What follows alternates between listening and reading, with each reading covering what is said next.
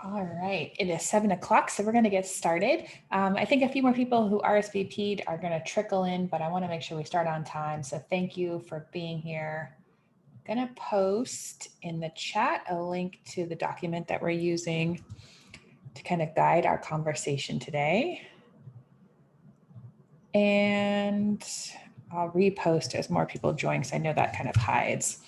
Okay, so that is our agenda that we're going to cover, and let me share my screen so you can all see it. And we'll get started with today's session. Thank you so much. My name is Jamie Lusader, and I am the Chief Technology Officer. It's a little hard to see, but I'm wearing my Dodger hat just for sending them some good luck. Just went down in the score, so we're hoping they figure themselves out. Okay, let me share my screen, and then we'll get started. Great.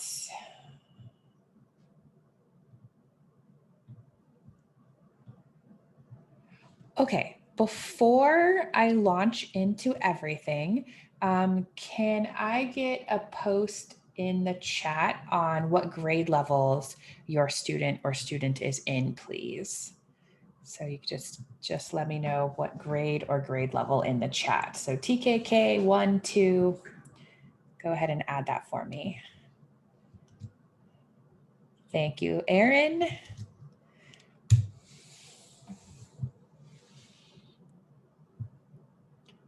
Thank you. Awesome.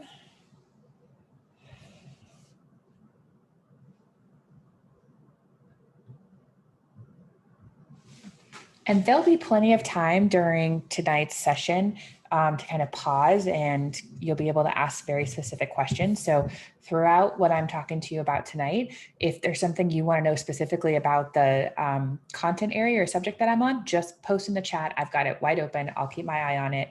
And then if it is even easier to speak directly to me, I can give you permission for your voice to come on, and then you can ask your question directly. So I know sometimes it's a little bit harder to engage in the chat. So just know that's an option. I'll pause after each section and ask if there are questions. You can post in the chat, or if you raise your hand, then I can give you permission to speak, and we can work out whatever your challenges are.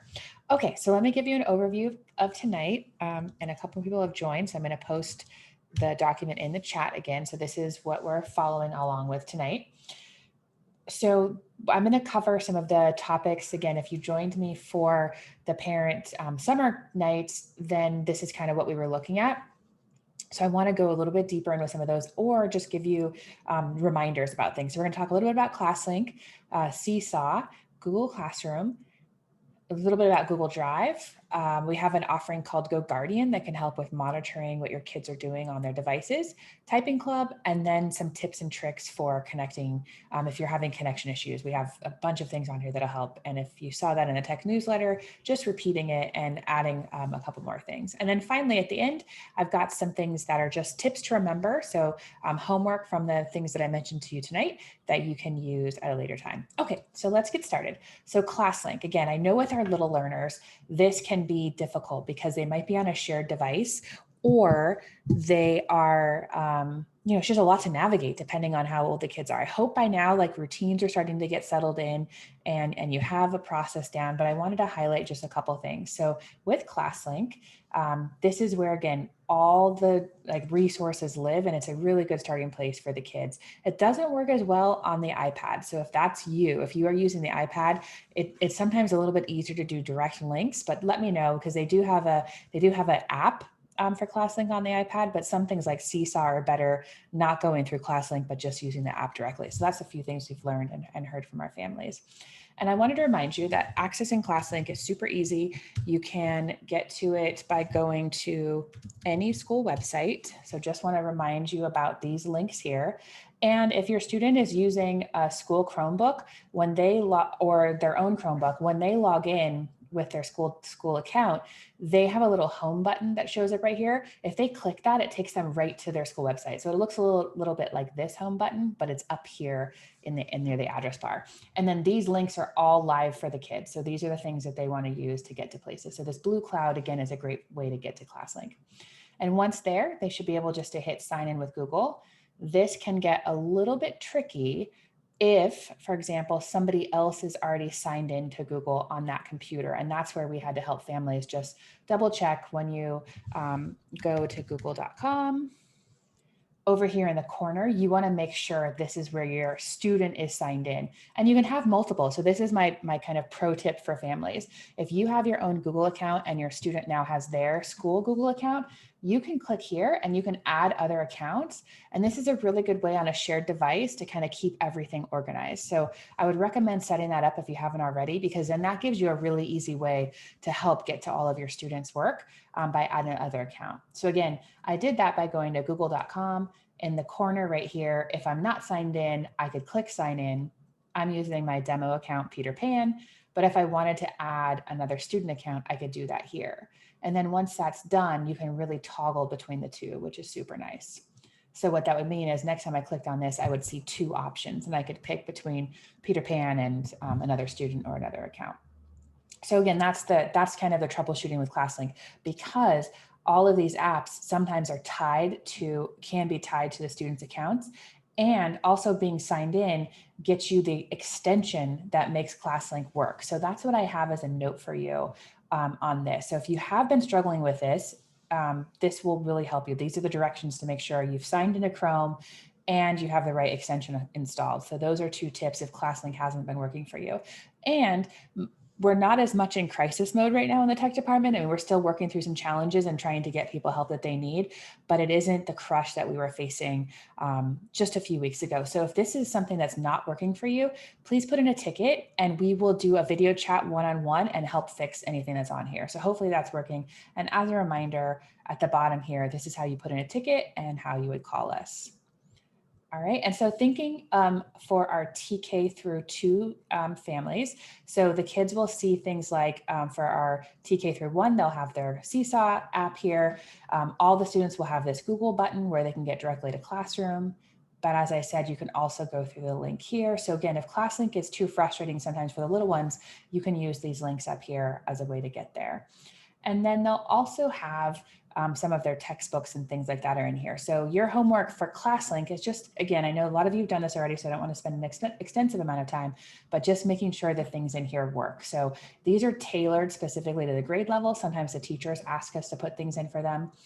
Students can also go up here to the app library, and there are sometimes things in here that they may need for class. Like maybe, for example, a couple teachers are using Padlet, then you could just click here and then add Padlet right to your Classlink library, and see now it's right here for me to be able to log in and use. I also wanted to make the offer, if there are websites or other things that your specific student is using all the time, I can create a custom app and put it right in their Classlink just for them.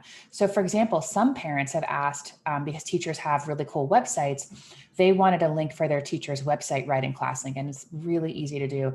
You'll see in here, there are actually a couple teachers who have their websites added. So Mrs. Lee, Mrs. Harder, Mrs. Hamrick, their websites are in there because they wanted their students to be able to add them to Classlink. So we can make that custom, and the students can find them. Okay, so that is Classlink, and I'm going to repost this doc because I saw a few more people come in just to make sure that's there for you.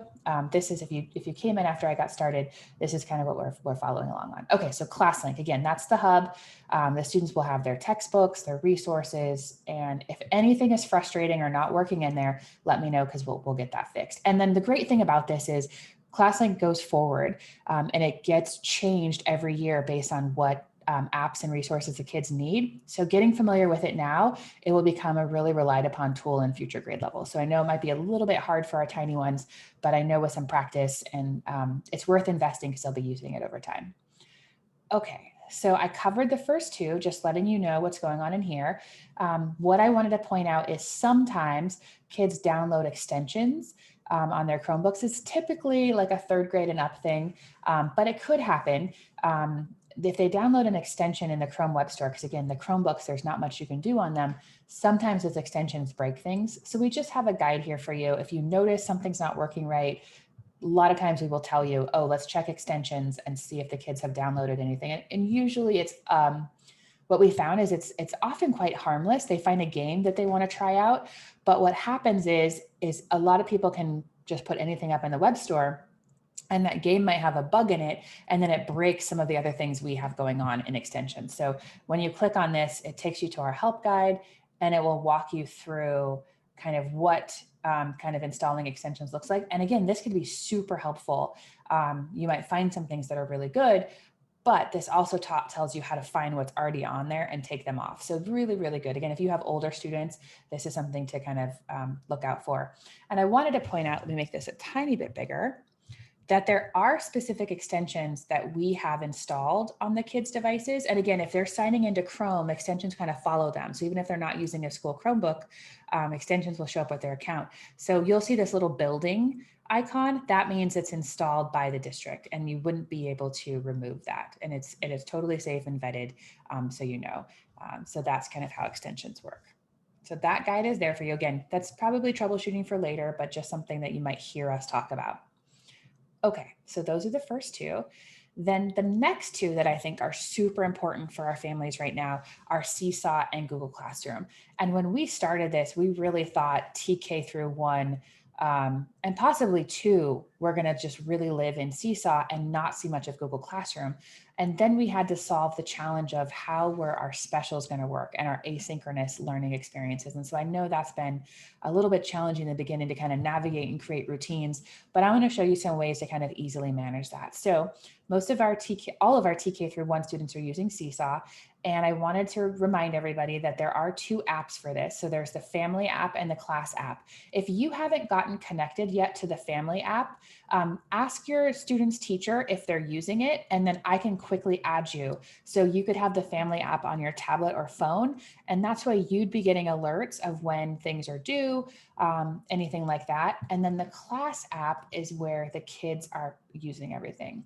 And I just saw a hand go up. So let me see if, oh, and I think it went down. If you have any questions, just please post in the chat. I'll pause right after I'm done talking about Seesaw and just check in on everyone, but post questions, please, if you have them.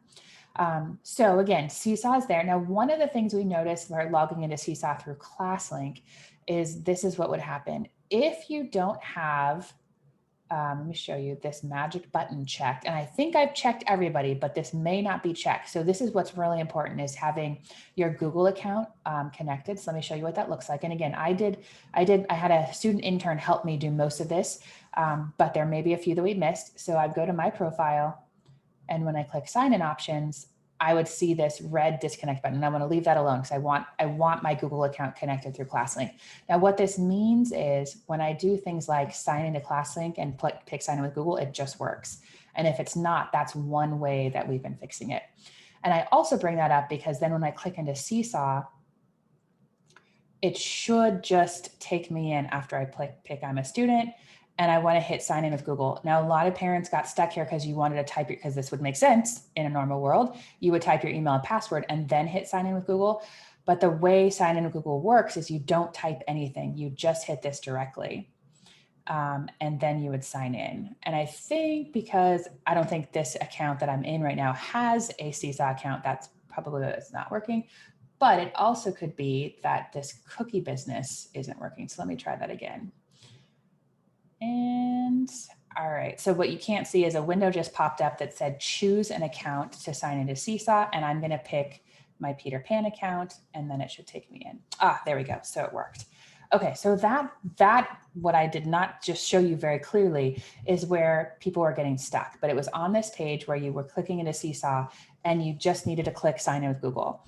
And remember when I told you that when you are signed in to Google Chrome, if, for example, you opened Seesaw and you were signed into Chrome and then you went to try to log into Seesaw, it would pull in your parent account. And sometimes parents were getting stuck on the parent side and then kids need to get to the class side, and it caused a little bit of confusion. So that's why I really want to stress making sure you're signed into Chrome. And then when you go through Classlink, everything works a little bit easier. So I know that's a lot of like logistics on that, but you know, I hope by now you're in a little bit better place. I know that was stressful in the beginning. Okay, so with Seesaw, this is where a lot of teachers are posting really cool things. I have a management console, so I log in every now and then. I'm doing troubleshooting, and I just see all the amazing posts and the happy kids. And we're always looking for ways to find joy in what we're doing right now because we feel so disconnected. And it's been amazing to see the photos of the kids and the work that they're doing. So that's been a little place of happiness. Every now and then, I print something that I see in terms of a teacher's schedule for the week and give it to the superintendent and just show how many great things are happening. And so Seesaw's been a really nice window into the classroom. And I'd like to pause there and see if anybody has any questions about Seesaw or Classlink or the business of kind of signing into Chrome that I was talking about. So I'll just take a second. And again, anything on Seesaw, Classlink, or kind of signing into anything. So those are the three topics that we kind of covered so far. And of course, if you think of them a little later, totally fine. I'm going to post the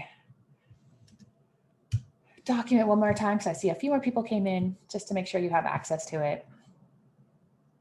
Okay, fantastic. And as a reminder, anytime you need us, help.lcusd.net to put in a ticket, or you can give us a call during our kind of office hours of 8 to 4, and somebody live will be able to help you. Okay, so what I want to show you next is Google Classroom. And this is, as I was saying earlier, we really didn't expect Google Classroom to be part of the world for TK-2. We suspected possibly some second grade teachers would choose to use it, and it's fantastic. But we didn't anticipate that our littlest learners would have 3, 4, 5 Google Classrooms, and that's a whole lot. So I think that is an area of growth for us. So when you are in Classlink and you click here and you go to Google Classroom, it will pull this up here. Or remember, if it's easier for your little learners to just go here and click Classroom, totally fine. Once you're here, this is the window you'll land on. And I recreated Peter Pan's account to help it look a little bit more like our TK-2 account. So they will see maybe library, they might see computer, music, art, and then their actual class. So they could have 3, 4, 5 Google Classrooms. And this is a lot to kind of click in and manage. So what I wanted to point out is there are these 2 buttons up here that are great to take a look at. So we can look at the to-do button, and this shows you really quickly without having to click in and kind of read through everything, everything that's due this week. You can also do the drop down and kind of see what's in the past.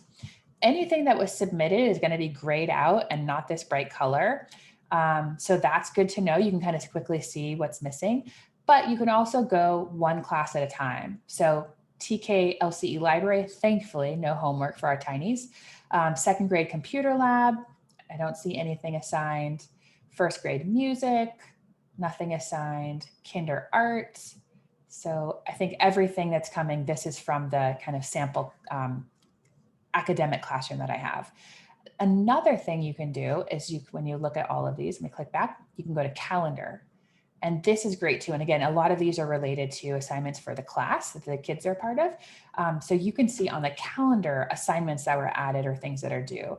And so that's nice. So you can kind of go forward, back, or back in time. Anytime the teacher is assigning something, it's living here on the calendar. But let's take a look inside one of our classrooms. So if I go to TK Library with Mrs. Melillo, who is awesome. So it looks like she has some really nice things posted, but because she's not putting due dates on them, which is great, they're not showing up in that first feed that I showed you. So that's kind of nice. You don't have to worry about anything being due, but these are resources that are here for you whenever you want your student to engage in library.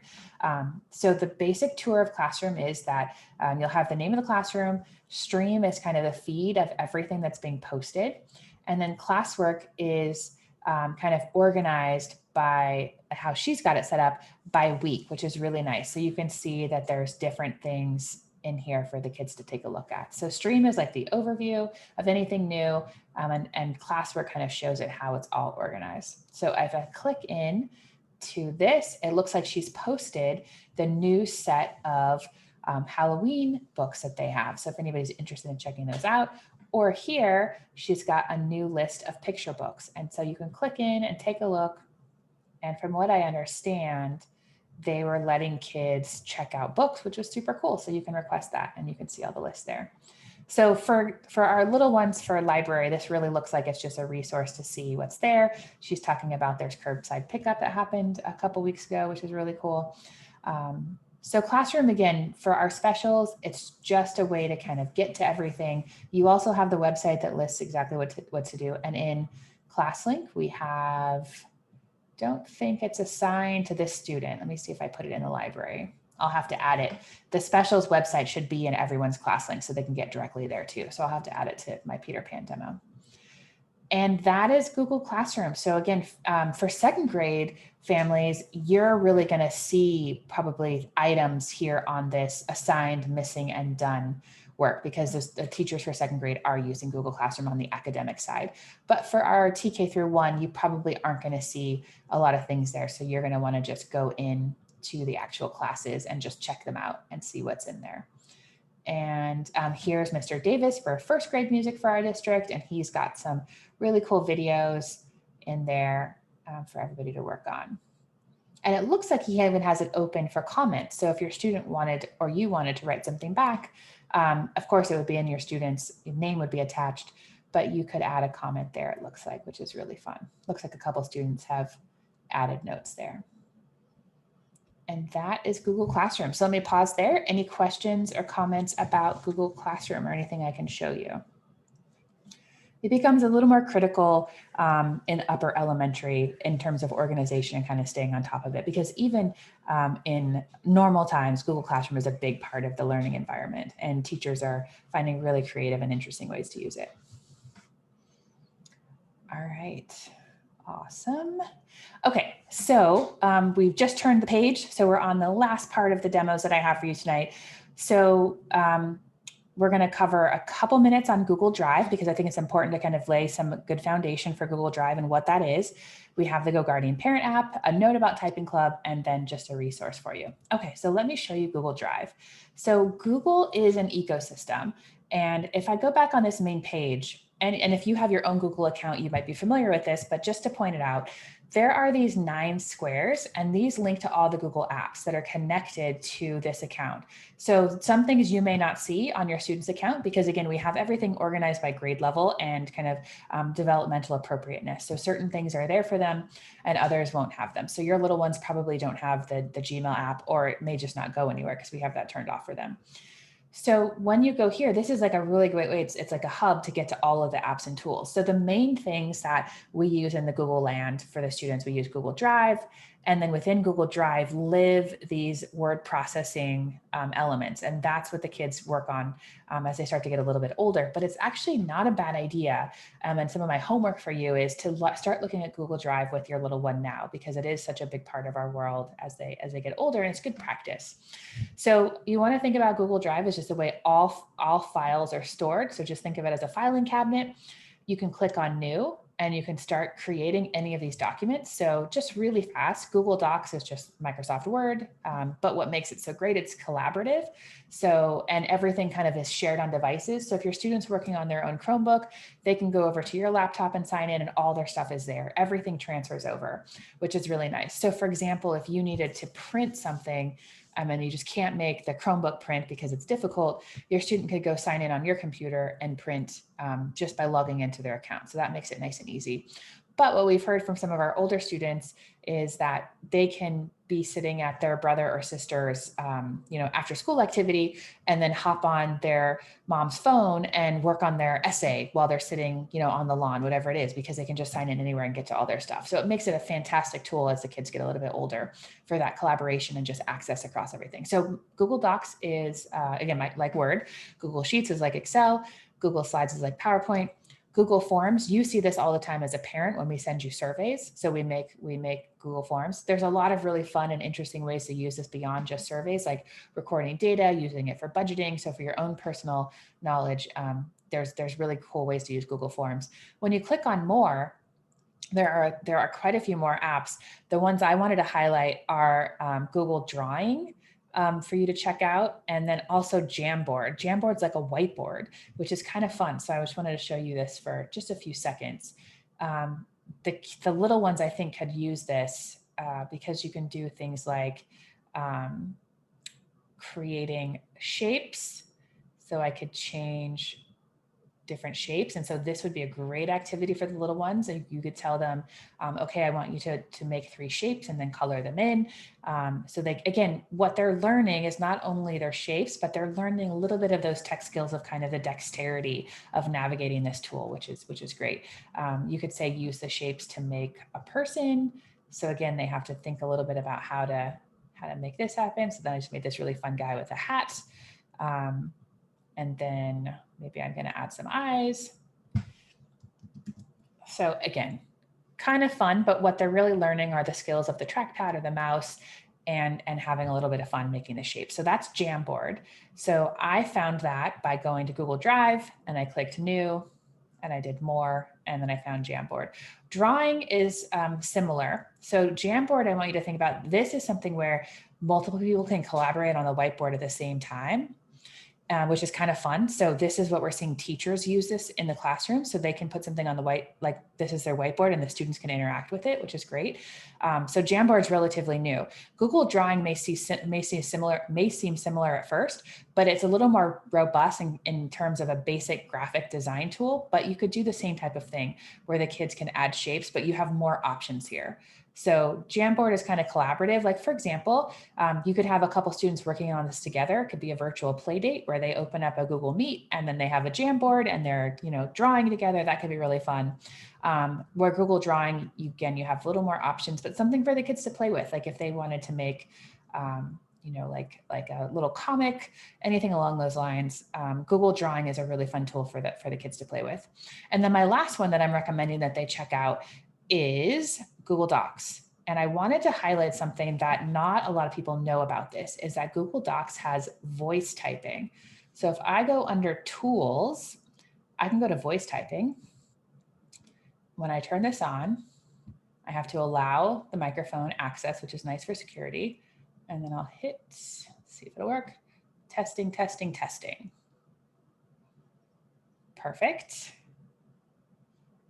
So you could help your students tell a story or narrate by using Google. I want to make sure I get the voice typing. And so that's a really good tool for our little ones who aren't quite typing yet, because again, their hands are tiny and they're not really able to span the keyboard. So this could be a really nice way to have them help write something. And again, they get to see the text on the screen, which we know is really good for kids learning to read. So those emerging readers and writers, for example, would get a chance to do this. So again, I would encourage you to open up and show you how we do that. I went to new in Google Drive, picked new Google Docs. When I opened it up, I went to tools and then I picked voice typing. And then I had to enable the microphone. So something to play with, something to try. I actually used this in a grad school program when I had to do a lot of homework, and I realized I was thinking faster than I could kind of type. And I just started using voice typing and got my homework done a lot faster. It was pretty cool. Typically I like to type it out, but it was a nice trick to try. Okay, so that is Google Drive. In terms of opening up all those apps, the other thing I wanted to tell you about Google Drive is there are folders in it so you can organize things. And this is a good note as the kids get older. You want to just have folders. This is the new binder. So as they're learning organization, you can go to new and I can create a new folder and I can call this one 2021. Sorry, I'm skipping ahead in time. 2021 school year. And then any of the work that I'm working on, I may just want to keep in that folder so it all stays organized. Now, not mandatory, of course, you can do anything you want here.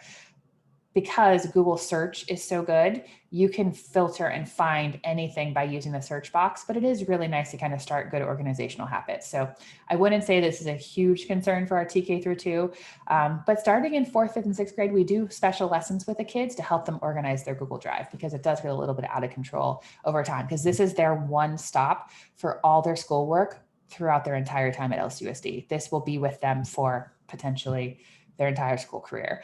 And what's super nice, you will forget this when I say it. Don't worry about remembering it. I mean, but once the students leave our district, they can take all their stuff with them. So when students finish their senior year, we send them an email. It is called Google Takeout, and it transfers all their files over to a personal account. Also note, again, some of our families like move on to a private school for 7th grade. If that's going to be your story as your students get older, we can do the same thing, and they can save all their files and take them with them. So that's really nice about Google Drive is, again, it's that digital binder, saves them forever. And some of you might have noticed there's a Google Classroom folder.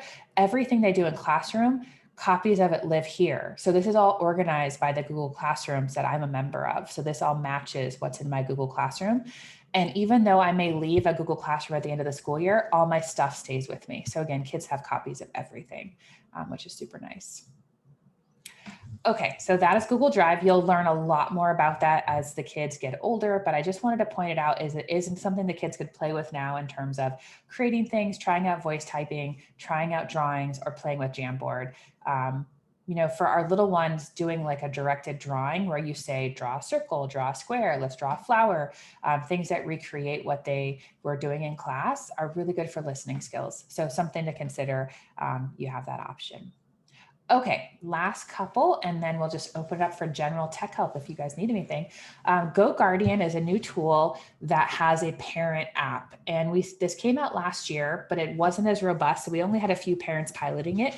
But now I think it's gotten a little bit better. And what this does is it lets you, using an app on your phone, see all the websites and places your students are going on their device. So when they're signed in to their school account, it tracks where they are. So it's really nice. So, and you have control over filtering certain things. You can block certain websites, and you even have the option of kind of pausing the internet for them. So there are certain bugs with this still, because again, it's kind of new.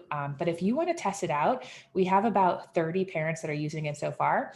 You would just click on this, follow this guide, and then it just tells you exactly what we need from you. We're going to ask you to put in a ticket, but here's what it looks like. So on your phone, you would see the top websites the students were going to. You have the option of adding in some filters, some time limits, and these are the directions here just on what to do to get this. So I think a lot of parents are going to be super interested in this. Again, no promises that it's going to be perfect, but it does give you a window into something that may have been hard to track. And so we want to be able to help you with that. And as a reminder, again, like I said, just brand new. We can't make any promises that it's going to be amazing, but I think it has potential and it's going to get a little bit better. So if you want to be on the ground floor with this, please follow that guide, and then you can join in. All right, last formal thing, and then I'll tell you what your homework is. Typing Club is a really good tool for the kids. So this is a subscription that we pay for each year. And this is where our little ones can start learning the keyboard and learning their letters and practicing. So Typing Club I think it's called Typing Jungle and Jungle Junior. I think it's Typing Club and Jungle Junior. Let me fix that typo. Are for the little ones. And so when they go into Classlink, let me find my correct tab, they should have, oh, Peter Pan doesn't have it, but there'll be a Typing Club link here for you.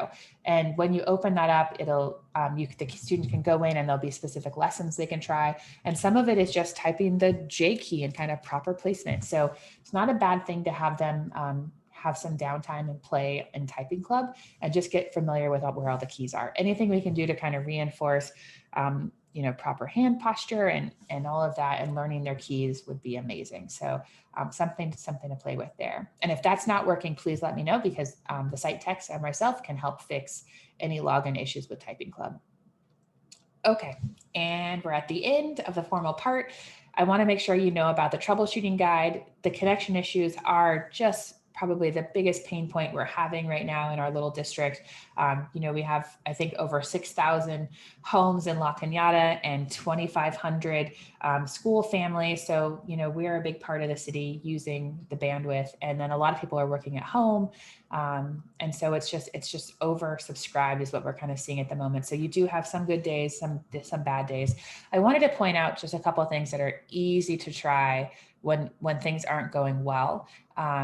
And so, unplugging the modem or the router for 60 seconds, or even pulling the cable out of the cable box, sometimes that just gets everything restarted and it'll be running a little bit better. So I like to do that every now and then. They call it releasing the handshake. It's just, if it's been connected for a really long time, break the connection, reset it. The other thing is, if you've had your modem for over a year, Spectrum is doing free replacements. So you can, put in a call and get new equipment. So that's something to do. We talked to them about that specifically.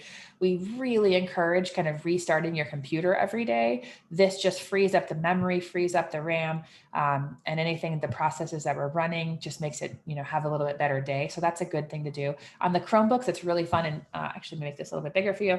The Chromebooks, it's super easy. You just hit Control-Shift-QQ and the Chromebook restarts. And so that's a kind of a fun thing to teach the kids. If they're using a Chromebook, Control-Shift-QQ. And on my homework for you, I have an item to put a Post-it note by the computer that says restart, and you could change that to Control-Shift-QQ. I try to tell the kids it sounds like a spaceship, like QQ, to help them remember.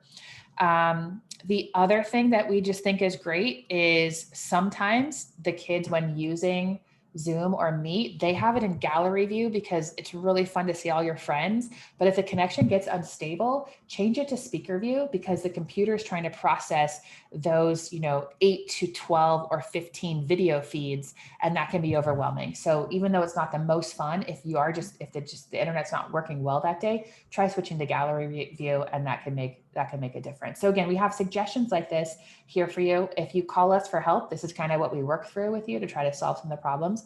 We hope that will be helpful for you. The other thing I wanted to tell you about that I forgot in last week's newsletter is downdetector.com. And this is where people self-report issues. And so it's crowdsourced, and you really get a good glimpse of what's going on. So you can see today, this is not too bad for looking at 60 reports or so for Zoom. We've seen this in the thousands and tens of thousands on days when Zoom's really having an outage. And you'll see like bright red. So again, this is a great place to go just to check to see if something's wrong, or if it's, you're trying to diagnose what the issue is. So Down Detector is pretty cool. You can type in, anything. If I wanted to know like Google Drive, then I could check that, and it doesn't look like 9 reports right now. So again, barely any issues happening. So it's a really good place. Again, just something to troubleshoot. You want to give you as many tools as possible. Okay, I'm going to wrap up with just reminding you that you can contact help.lcusd.net, put in a phone call if you need us. And then here is your homework. So for me, please check that Classlink is working and the resources are available for you. Open up Google Drive and explore that with your students. Check our connectivity guide and see if any of those might help you. And then my number one tip, make sure you're restarting your computers before class. And I asked our TK-2 teachers, they said some students are having kind of sound issues. So just check on that tomorrow with your kids to make sure your teacher can hear them okay. And if something's up, give us a call and we can help troubleshoot with you. Some of the classes were just noticing a few sound issues, but we weren't sure if it was just Zoom was having a bad day or not. Okay, I'm done talking. Please post any questions in the chat. And if you would like to raise your hand and ask a question live, I'm going to turn off the recording in a second, so you'll feel comfortable doing that. Or I'll see you at the next edition of our check-in. Thank you guys so much. I appreciate you being here. All right, let me stop our recording.